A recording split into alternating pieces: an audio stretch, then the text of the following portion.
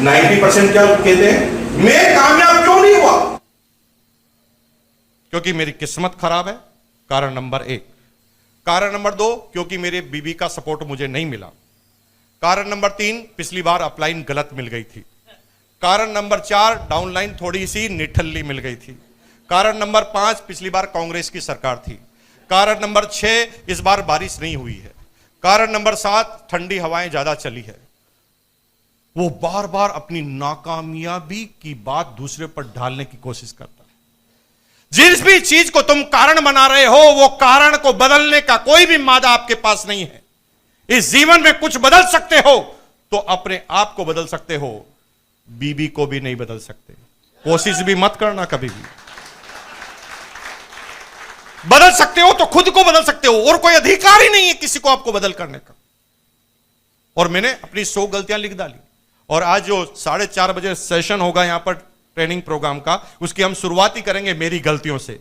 ऐसी कौन सी गलतियां हैं जिसको हम ना करें तो हम आने वाली बड़ी समस्याओं से बच सकते हैं। और जब समस्याएं नहीं होती दूर बढ़ने में, तो हमारी स्पीड बढ़ जाती है। तो तेज गति से कैसे बिजनेस को स्पीड पे ले जाना है, ट्रेनिंग में हम 4:30 बजे, ठीक 4:30 बजे वो ट्रेनिंग चालू कर देंगे। और 4:30 बजे से उस ट्रेनिंग के बारे में बात करेंगे कि ऐसे कौन कौन से कदम हैं जिन कदम को हम सही तरीके से रख लें तो हमारी नींव एकदम मजबूत हो जाती है, हमारी बिल्डिंग तेज गति से बढ़ना चालू हो जाती है। ये 4:30 बजे मिलेंगे। अब बात आ गई कि मैंने उन दौरान किताब लिखी और मैंने उन गलतियों को सोचा कि मैंने कितनी बड़ी बड़ी गलतियां की, तो भाई मेरे का दिमाग खराब हो गया। मैंने ऐसी ऐसी गलतियां कर डाली थी जो इस बिजनेस में आत्महत्या करने के लिए काफी है।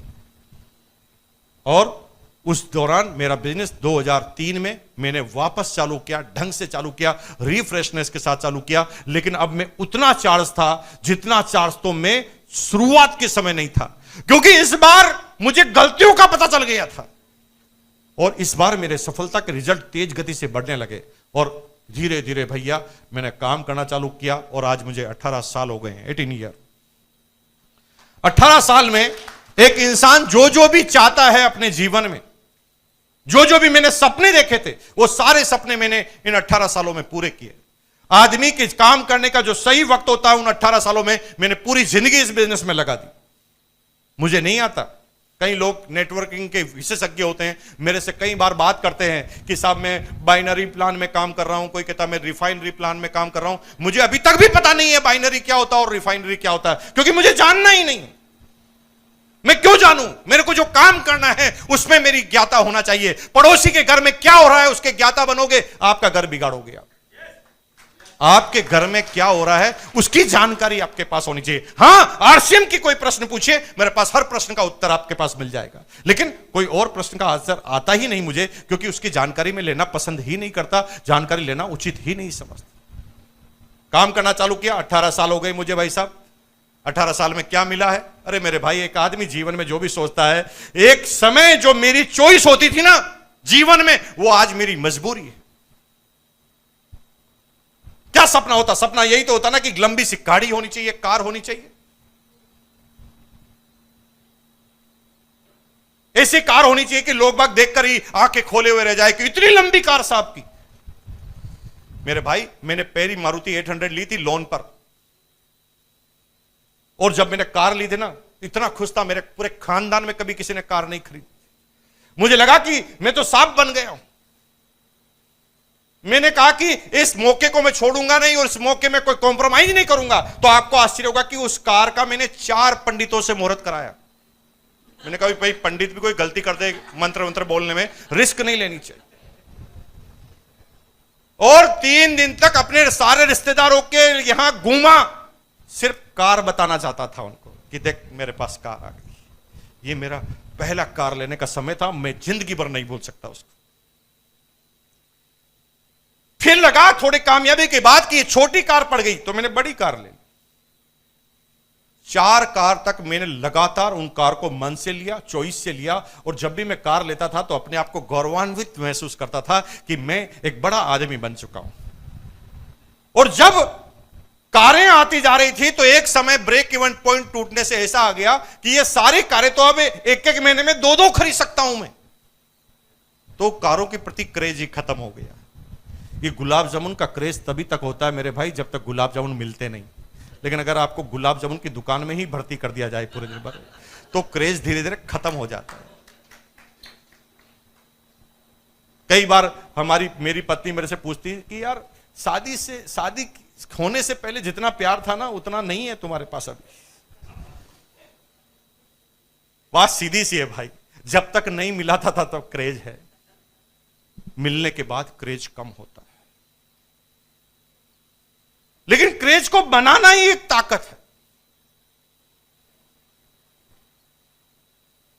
पहले कार लेना सपना होता था, अब कार लेना मजबूरी है। अब क्या मजबूरी है? जो ही हम अपने इनकम टैक्स वाले चार्टर्ड अकाउंटेंट के पास पहुंचते हैं तो चार्टर्ड अकाउंटेंट कहता है सर इस बार तो टैक्स बहुत बन रहा है, कार ले लो। क्यों? क्योंकि इससे डेप्रिसिएशन मिल जाएगा, टैक्स कम लगेगा। अब मजबूरी से कार लेनी पड़ती है। कार लेने का कोई क्रेज नहीं है कि कार लेना, कौन सी हिंदुस्तान नहीं पूरी दुनिया में ऐसी कोई कार ही नहीं है जिसको मुकेश कोठारी परचेज ना कर सके। लेकिन कार का क्रेज नहीं है। लोग कहते हैं यार कभी आप स्विफ्ट में घूमते हो, कभी किस में घूमते हो, आपको बड़ी सी कार लेनी चाहिए। कोई क्रेज नहीं, कोई सी भी कार ले सकते हैं, कभी भी ले सकते हैं। कार का क्रेज नहीं। एक दिन कार मजबूरी से, एक दिन कार इच्छा से लेते थे, अब कार लेना हमारे लिए मजबूरी है। हर साल खरीदनी पड़ती है, कंपनी में 2-3 कारें, और नई अपने को डिप्रेशन चाहिए तो रिश्तेदारों को हम ले लेके देते हैं लोन कि भाई तुम ले लो इस कार को, पैसा मैं चुका दूंगा, तुम चलाओ, तुम क्या मूल दे देना मुझे। मजबूरी हो गई। पहला मकान बनाने के लिए प्लॉट खरीदा था भाई साहब 1,25,000 रुपए में, D421 आजाद नगर भीलवाड़ा के अंदर। सोचा था कि एक सपनों का घर बनाएंगे इसके ऊपर। जब मैंने प्लॉट लिया था तो उस समय औकात नहीं थी सोचने की, सोचना पड़ रहा था कि मकान कब बनाऊं मैं इसके ऊपर। लेकिन थोड़े दिन बाद जब चेक बढ़ा तो मुझे वो 1 लाख का छोटा लगने लग गया प्लॉट। मैंने 28 लाख का मकान खरीद लिया। 28 लाख का मकान खरीदते वक्त मैंने सोचा कि 5 साल में इसका पैसा चुका दूंगा, और आपको आश्चर्य होगा कि मैंने 3 महीने में 28 लाख रुपए चुका दिया। मजबूरी हो गई। फिर मैंने उससे बड़ा मकान लिया, फिर तीसरा लिया, फिर चौथा लिया, फिर 5वां लिया, फिर हिंदुस्तान की कई सिटियों में लिया, और अभी मेरी कंपनी काम करती है जयपुर में जो लोगों का मकान बनाने का काम करती है। लो भाई मेरे भाई, एक दिन मकान बनाना मेरा सपना होता था, अब लोगों के सपना पूरा करने के लिए हम काम कर रहे हैं। एक छोटा सा निर्णय आदमी को बदल देता है मेरे भाई। मुकेश कोठारी में इतनी ताकत नहीं है, वो ताकत क्या है वो आज मैं आपको बताऊंगा। ऐसा क्या कर दिया जिससे ये सारी ताकत मल्टीपल होकर मेरे पास आ गई। यही चीज समझाने के लिए मैं आज आपके बीच में आया। आप में मेरे में अंदर नहीं है ब्लड ग्रुप, आप चेक करा सकते हैं, बीपी को मेरे चेक करा सकते हैं, मेडिकल चेकअप करा सकते हैं। आपके और मेरे अंदर कोई अंतर है ही नहीं। एक दिन यही लड़का ऐसे ही बैठे बैठे टुकुर टुकुर किसी आदमी को सुन रहा था, और आज आप मुझे सुन रहे हैं। एक प्रोसेस है। इस प्रोसेस को जब आप बदलेंगे तो एक दिन आपका भी नंबर इसी जगह पर आ जाएगा। लेकिन बिलीव होना जरूरी है। बिलीव होगा तो होगा, अगर बिलीव आपको नहीं है तो होगा ही नहीं। सपना होता है कि मेरे बच्चे ना बड़ी से बड़ी महंगे से महंगे स्कूल में पढ़े। भाई मेरी एजुकेशन कहां रही पता आपको? वार्ड नंबर 10 भीलवाड़ा की वार्ड नंबर 10 स्कूल है, उसमें सालाना फीस हुआ करती थी 5 रुपए। 1 साल की फीस बता रहा हूं भाई साहब, 1 महीने की नहीं बता रहा हूं, सालाना 5 रुपए की फीस हुआ करती थी। उस गवर्नमेंट स्कूल में मैं पढ़ा हूं 12वीं क्लास तक। एक ड्रेस मिलती थी मुश्किल से पूरे साल की। अब बार बार एक ही ड्रेस पहनोगे तो जल्दी फट जाएगी। होता क्या था, ड्रेस फट जाती थी, मां एक कपड़ा लेती थी फिर लगा देती, ठाक। खूब पड़ा है। साल में एक बार चप्पल दिलाई जाती थी मुझे, लेकिन चप्पल आधे टाइम होती नहीं थी तो पहनने की आदत ही नहीं थी। तो जहां पर भी चप्पल पहन के जाते थे खाली पैर वापस आ जाते थे, चप्पल ही भूल जाते थे। ये जिंदगी हमने जी है। मुझे वो दिन याद है अच्छी तरह कि मेरी मां हम सारे बच्चों को पढ़ाती लिखाती थी, स्कूल के पैसे अरेंज करती थी, तो मकान से ज्यादा किराया कैसे आए, इसलिए वो सारे कमरे किराए पर देने के लिए हमें सर्दी के समय भकारी में सुला देती थी। भकारी क्या जानते जानते हैं आप? जानते हैं, राजस्थान के लोग हैं। नाल के ऊपर, सीढ़ी के ऊपर वो जगह छूट जाती है उसमें भकारी, जिसमें हाइट नहीं होती। तो आप ये मत सोचिए कि जो आपको पता है, जो आपकी जिंदगी मेरी नहीं थी। मैंने पॉजिटिव लिया और मैंने सोचा कि मैं इसको बदल डालूंगा, तो मैंने बदल डाला। जिस दिन आप सोचेंगे बदलना है तो बदल डालोगे, नहीं तो जिंदगी भर पीछे रह जाओगे।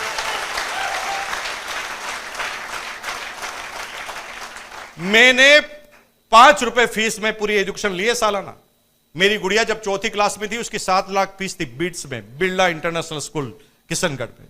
अभी वो इसडी में पढ़ती है, इंटरनेशनल स्कूल डिजाइन इनोवेशन। सालाना 25 लाख रुपए तो उसकी फीस है, खर्चा 5 लाख अलग, 30 लाख रुपए। मुकेश कोठारी में इतनी ताकत है 30 लाख रुपए केवल एक बच्चे के एजुकेशन पर एक खर्च कर सके। नहीं मेरे भाई, ये सिस्टम का कमाल है, ये निर्णय का कमाल है, ये सही समय पर सही निर्णय का कमाल है।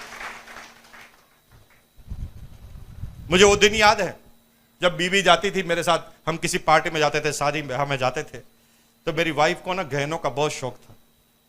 मेरी वाइफ ना पूरे दिन भर यही देखती थी कि इसने गले में क्या पहना, इसके कान में क्या पहना, इसमें नाक से, पूरे दिन भर नजर रहती थी। और ना मेरे की बिल्कुल भी इच्छा नहीं होती थी, फिर भी मेरे कौन ही लगाती थी, चलते चलते टक लगा के धीरे से कहती, देखो उस लेडीज के गले में हीरे के हार को देखो कितना चमक रहा है, और तुम ये पता लगाओगे इसका पति इससे कितना प्यार करता होगा। मुझे अभी तक समझ में नहीं आया कि हार का प्यार से रिलेशनशिप क्या है, लेकिन वो ताना कसती थी कि देखो वो कितना प्यार करता है, हीरो का हार पहनाता है, तुम कितना पढ़ते हो, तुम साबित करके बताओ। मैं उस समय अपनी गधे की तरह गर्दन नीचे कर लेता था, क्योंकि कोई तरीका नहीं था। वो कहती थी कि भाई कितना अच्छा हार है, मैं गधे की तरह गर्दन नीचे करता था। गुस्सा बीवी पे नहीं करता था। 90% लोग क्या है, गुस्सा बीवी पे कर देते हैं। अगर आप कर रहे हैं तो गलती कर रहे हैं मेरे भाई, उल्टे पुल्टे डायलॉग बोल देंगे। मैं अंदर ही अंदर सोचता, यार मैं इतना निकम्मा क्यों हूं, मैं क्यों नहीं ला सकता। मन ही मन सोचता था कि मैं दिला के रहूंगा एक दिन। अपने काम के तरीकों, अपने मकसद को और बदल लेता था, और तेज गति से स्पीड से काम करना चालू कर देता था। और 2006-7 में मैंने अपने ब्रेक इवन पॉइंट को तोड़ दिया। ब्रेक इवन पॉइंट उसे कहते हैं जब आपके खर्चों से ज्यादा आपकी इनकम हो जाए, आपके खर्चों वाले, सोच वाले खर्चों से आपकी इनकम ज्यादा हो जाए।